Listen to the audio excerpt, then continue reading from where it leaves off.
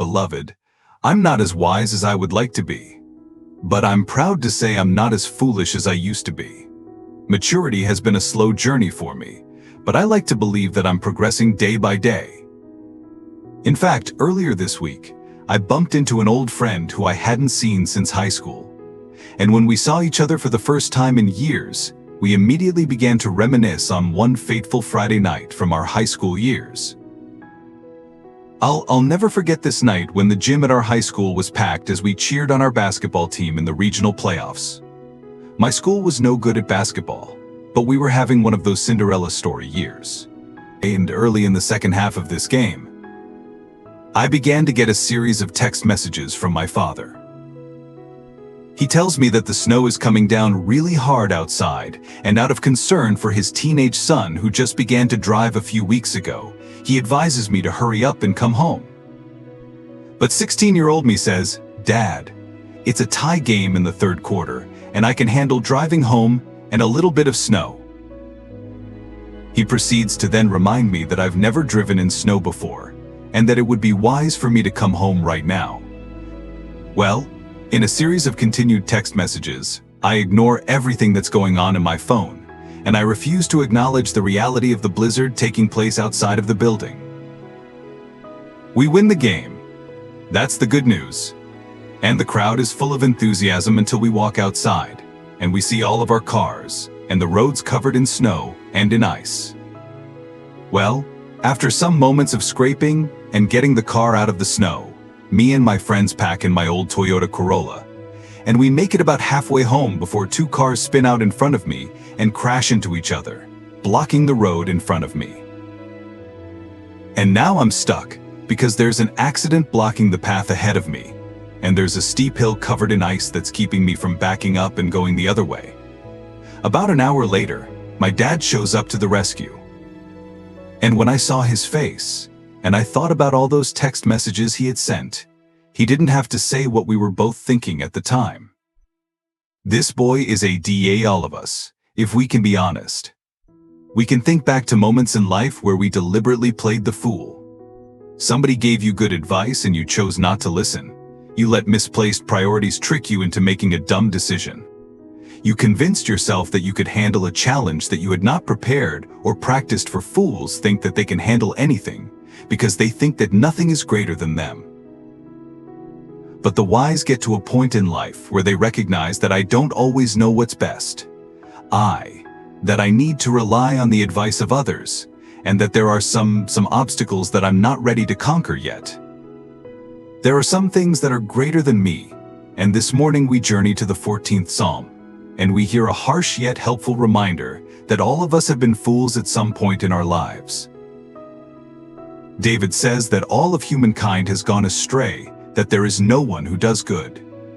He emphasizes it. No, not one. All of us have been in places where we denied the reality of God, when we tried to rely on our own strength and lift ourselves up to unhealthy heights. David says that fools say in their hearts that there is no God. Fools say in their heart that I'm capable of whatever I put my mind to. Fools say in their hearts that I don't have to rely on anybody else's help. Fools say in their hearts that my ego cannot be broken. Fools say in their heart that there is no God. I know somebody this morning is saying, "Preacher, I'm a good Christian."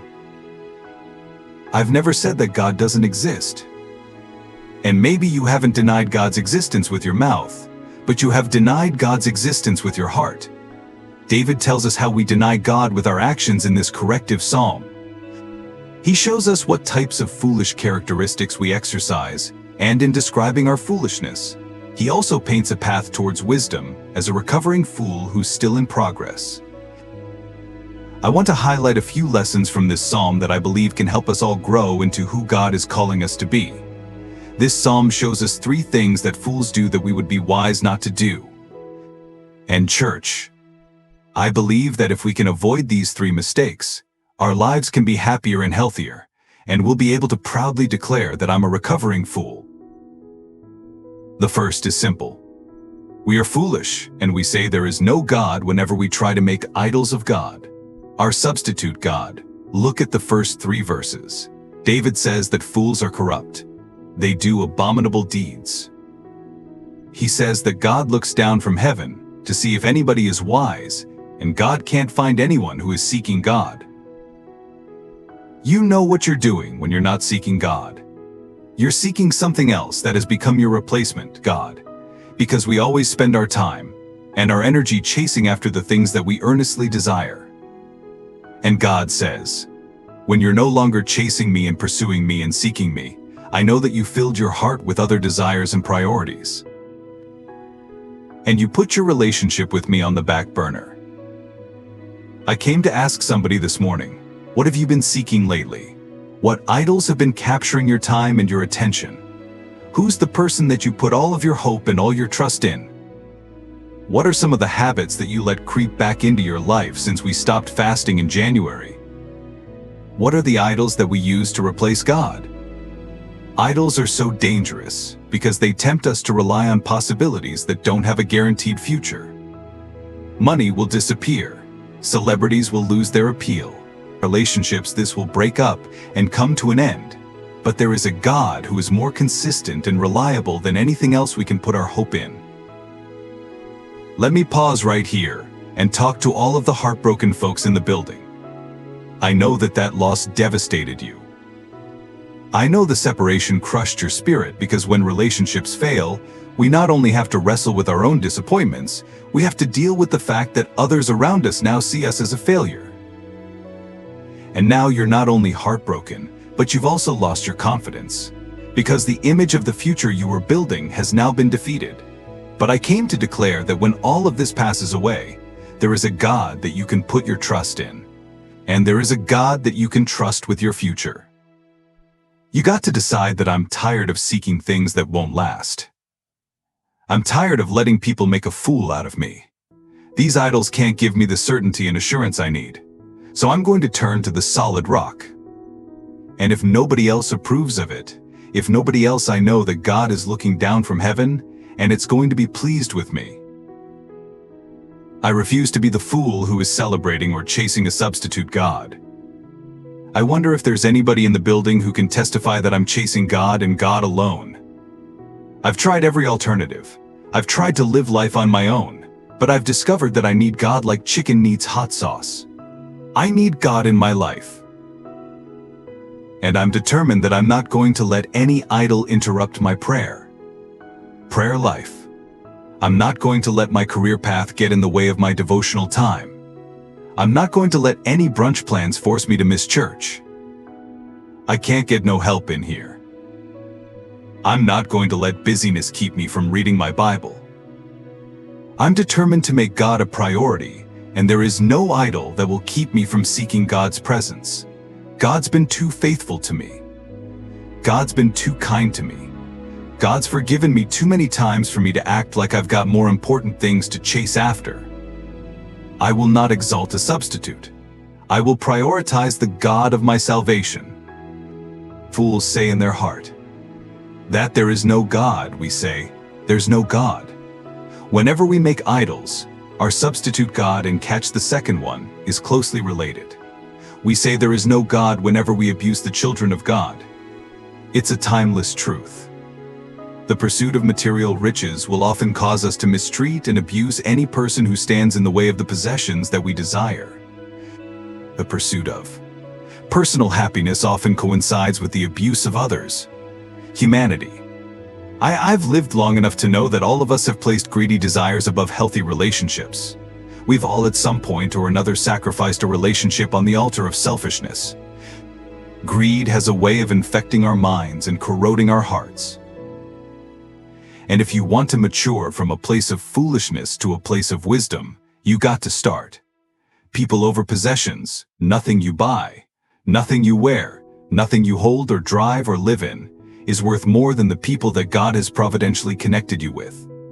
The great tragedy of our society is that we love things and we use people. People were meant to be loved, things were meant to be used, but we have reversed the order. Yes, they hurt you, but that does not give you permission to hurt others. And we, as complicated human beings, must always be aware of the ways in which we replicate the hurt we experienced. I'm determined to give better than what I received. I'm determined to be healthier than the habitat I grew up in. I'm determined to rise above the pain of my childhood. I wish I had 2 or 3 witnesses in the building who can testify that you are determined to break the cycle. I will be better than what was done to me. I will not run shortcomings or my friends' insecurities. The devil will not have a generational victory in my house. I bind the cycles of depression and addiction. You are not bound to the pain of your past. Whom the Son sets free is truly free indeed. Fools fail to recognize how expensive the love of God actually is. God's love is always larger and wider and greater than you think it is, and the body of Christ is constantly crippled by Christians who want to play gatekeepers for the company of the righteous. I wonder if there's anybody in the building today who can testify that God's love lifted me. I had a whole lot of fools try to keep me down and put me in my place, but God's love lifted me. I didn't deserve it, surely couldn't earn it, but God's love still lifted me. I was broken and bruised, but God's love healed my heart. I was lonely and abandoned, but God's love filled the empty spaces. I was anxious and fearful, but God's love gave me peace everlasting. And now I can look back over my life and celebrate that love had the power to lift me when others tried to throw me away. When nothing else could help, love lifted me. When nothing else could help, love lifted me. If that's your testimony, you ought to lift your hands. Open up your mouth and praise God like you know your laws and your rules. Your hate and your gossip couldn't keep me down, because of God's love stepped in to redefine my life, and His love made a way where there was no way.